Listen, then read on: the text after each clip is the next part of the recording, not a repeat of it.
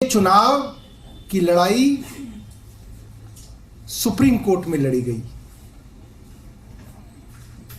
इस लड़ाई के अंदर आज देश के लोकतंत्र की बहुत बड़ी जीत हुई है, मगर खुशी से ज्यादा आज मुझे चिंता है।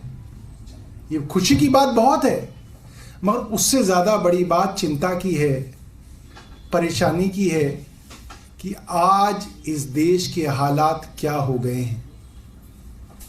आजादी का क्या मतलब होता है? कोई देश आजाद हो गया, 1947 15 अगस्त को भारत आजाद हो गया, इसका क्या मतलब था? भाई सड़कें, ट्रेन, बंदरगाह, पार्लियामेंट, ये तो अंग्रेज भी बना रहे थे। कोई सड़कें और ट्रेन और बंदरगाह बनाने के लिए सरकार कोई ना चुनी जाती है, उसके लिए कोई ना देश को आजाद कराना था, वो तो अंग्रेज कर रहे थे। फैक्ट्री भी लगा रहे थे, सड़कें भी बना रहे थे, नए नए शहर बना रहे थे, ट्रेनें चला रहे थे, पार्लियामेंट हाउस बनाया उन्होंने, राष्ट्रपति भवन बनाया उन्होंने, सब कुछ तो बना रहे थे। देश आजाद इसलिए कराया ताकि लोग अपनी सरकार खुद चुन सके और उनकी चुनी हुई सरकार इस देश को चलाए। ये था आजादी का मतलब, ये था उस स्वतंत्रता का मकसद जिसके लिए भगत सिंह, राजगुरु, सुखदेव और उनसे पहले तांत्या तोपे, रानी लक्ष्मीबाई, लाखों लोगों ने अपनी जान की कुर्बानी दी, इसलिए कि इस देश में चुनाव हो, लोग अपनी सरकार चुने और उस सरकार से देश चले। आज चिंता इस बात की है, अगर देश की केंद्र सरकार और दुनिया की सबसे बड़ी कहलाने वाली political party Bharatiya Janata party एक इतने छोटे से मेयर के चुनाव में खुल्लम खुल्ला बेईमानी, चोरी, झूठ, फरेब, डकैती सब करती हुई कैमरे पे दिखी है, तो आज देश के लिए एक बड़ी चिंता की बात है। जहां कैमरे नहीं लगे हुए, वहां इस देश की सबसे बड़ी पार्टी क्या कर रही होगी?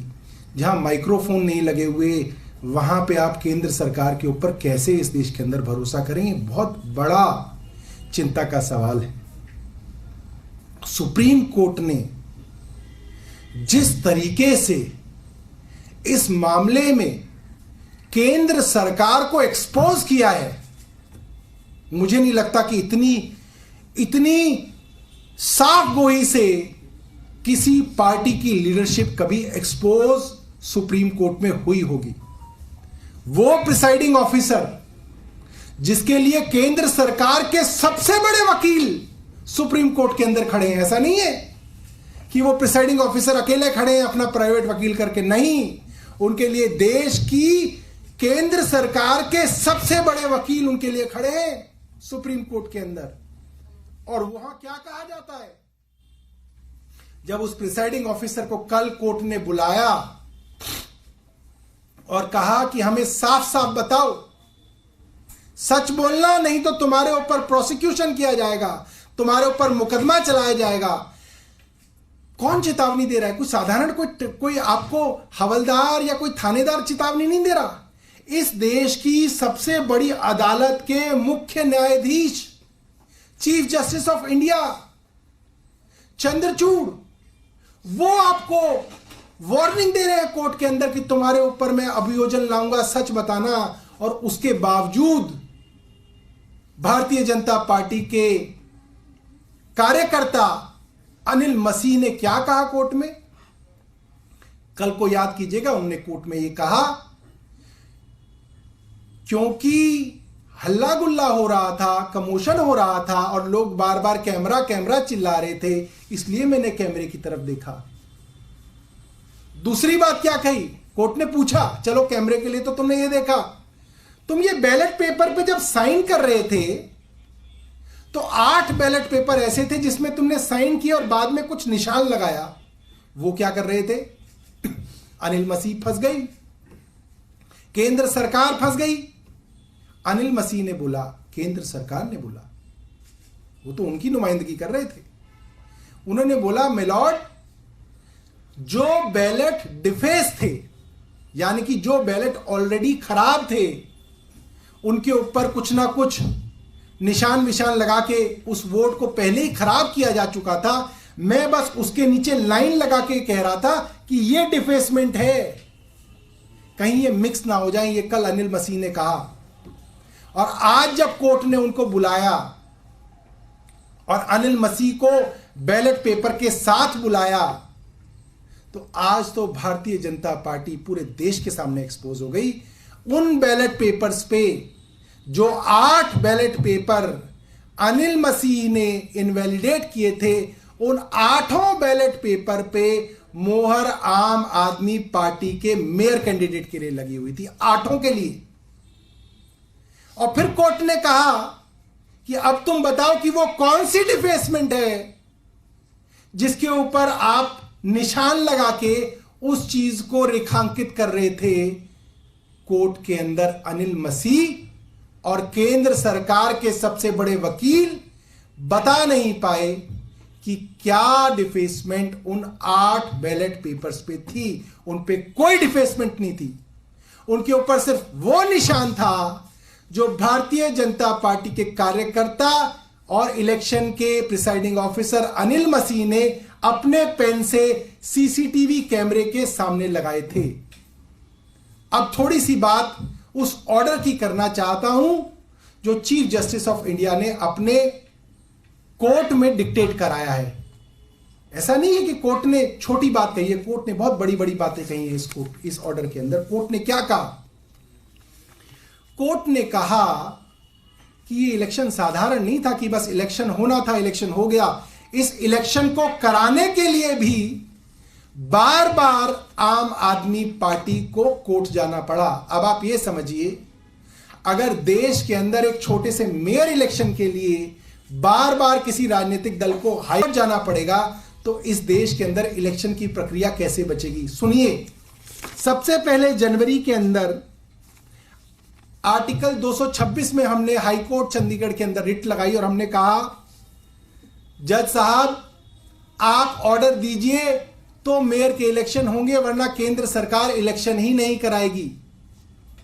और ये इलेक्शन फ्री एंड फेयर हो, इसलिए इसकी वीडियो रिकॉर्डिंग की डायरेक्शंस की जाएं। कोर्ट ने ऑर्डर दिए कि आप इलेक्शन कराइए और ऑडियो वीडियो रिकॉर्डिंग करिए। इलेक्शन मुकर्रर हुए। इलेक्शन जब मुकर्रर हुए तो इलेक्शन पोस्टपोन कर दिए गए। हम लोग फिर कोर्ट गए, मिलॉर्ड इलेक्शन जानबूझ के बेईमानी के लिए पोस्टपोन किए जा रहे हैं क्योंकि कुछ गड़बड़ी पर्दे के पीछे चल रही है। कोई पार्षद को लाने की, ले जाने की कोशिशें पर्दे के पीछे चल रही हैं, इसलिए इलेक्शन कराए जाएं। कोर्ट ने कहा इलेक्शन कराओ, तो प्रिसाइडिंग ऑफिसर बीमार हो गए। हम फिर कोर्ट में गए कि यह बहानेबाजी है बीमार होना, इलेक्शन कराए जाएं। 7 फरवरी की डेट दी।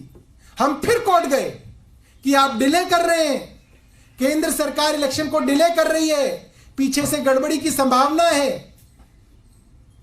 फिर कोर्ट के आदेश पे ये इलेक्शन 30 जनवरी के मुकर्रर किए गए। कई बार कोर्ट में जाने के बाद तो 30 जनवरी को इलेक्शन हो पाए, और जब 30 जनवरी को इलेक्शन हुए, सबने देखा। हमारी तरफ से राघव चड्ढा जी ने प्रेस कॉन्फ्रेंस की, हमने कोई छुपाई नहीं बात, हमने, हमारे मन में कोई चोरी नहीं थी। हमने ताल ठोक के कहा 35 काउंसलर्स का इलेक्शन है, 35 वोट 35 काउंसलरों के, 36वां वोट मेंबर ऑफ पार्लियामेंट का। 36 वोट का इलेक्शन है, जिसको 19 वोट मिलेंगे वो जीत जाएगा। साधारण सा गणित है, इसके अंदर कोई बड़ी बात नहीं है। भारतीय जनता पार्टी के 35 में से 15 पार्षद हैं, बाकी 13 पार्षद आम आदमी पार्टी के हैं, 7 पार्षद कांग्रेस के हैं। आम आदमी पार्टी जमा कांग्रेस मतलब 13 जमा 7, 20 वोट आम आदमी पार्टी और कांग्रेस गठबंधन के पास है। 15 वोट भारतीय जनता पार्टी के पास हैं, एक उनकी मेंबर ऑफ पार्लियामेंट, 15 जमा 1 16 वोट उनके पास हैं। छोटा सा बच्चा कक्षा 5 में पढ़ता होगा, उससे पूछ लीजिए 16 बड़ा है या 20 बड़ा है। 20 बड़ा है, साधारण सा गणित है। हमने प्रेस कॉन्फ्रेंस कर दी। इंडिया गठबंधन की पहली जीत पहले मैच में सुनिश्चित हो रही है। भारत के अंदर इंडिया गठबंधन को बधाई। राघव चड्ढा ने प्रेस कॉन्फ्रेंस की, भारतीय जनता पार्टी के कान खड़े हो गए, केंद्र सरकार परेशान हो गई, क्या करें। और फिर बेईमानी, षड्यंत्र, धोखेबाजी, डकैती,